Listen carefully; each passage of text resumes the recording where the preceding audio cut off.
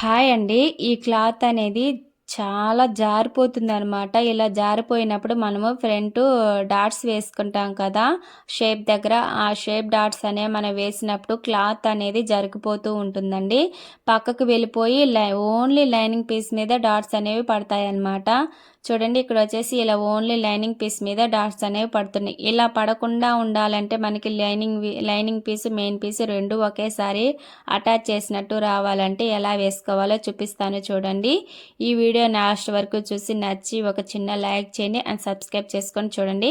ఇలా జారిపోకుండా ఉండాలి అంటే ముందు వచ్చేసి మనము డాట్స్ కోసం మనం మార్కింగ్ వేసుకుంటాం కదా, చూడండి మధ్యలో మార్కింగ్ అనేది ఇలా పెట్టేసుకొని మధ్యలోకి ఎక్కడికి వచ్చింది ఇలా కట్స్ అనేది చేసుకొని ఇక్కడ మనం మార్కింగ్ వేసుకున్నాం కదా, ఈ మార్కింగ్ దగ్గరకు చూడండి ఇలా మధ్యలోకి అనేది ఇలా స్టిచ్ చేసేసుకుంటే మనము డాట్స్ అనేవి వేసుకున్నప్పుడు కదలకుండా ఉంటుంది అనమాట.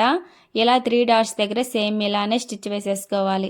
చూడండి ఇలా పెట్టేసుకొని మనం మార్కింగ్ ఎక్కడికి వేసుకున్నామో అక్కడికి ఇలా మార్కింగ్ వేసుకున్న దగ్గరికి ఇలా స్టిచ్ చేసేసుకుంటే ఇప్పుడు మనము డాట్స్ అనేవి స్టిచ్ చేసుకునేటప్పుడు కదలకుండా మెయిన్ పీసు లైనింగ్ పీస్ అనేది ఒకేసారి చాలా నీట్ ఫినిషింగ్తో ముడతలు అనేవి రాకుండా రెండు విడిపోకుండా ఉంటాయన్నమాట. చూడండి ఇలా వేసేసుకున్న తర్వాత చాలా నీట్ ఫినిషింగ్తో వస్తుందండి, ముడతలు అనేవి రావు అండ్ రెండు ఒకసారి అయిపోతాయి అన్నమాట. ఈ టిప్ అనేది మీకు యూజ్ అయితే ఒక చిన్న లైక్ చేసి సబ్స్క్రైబ్ చేసుకోండి అండ్ ఒక చిన్న కామెంట్ కూడా చేసి షేర్ కూడా చేయండి. ముడతలు అనేవి చూడండి ఎక్కడా రాలేదు కదా. థ్యాంక్ యూ ఫర్ వాచింగ్ అండి. నెక్స్ట్ వీడియోలో కలుద్దాము. బాయ్.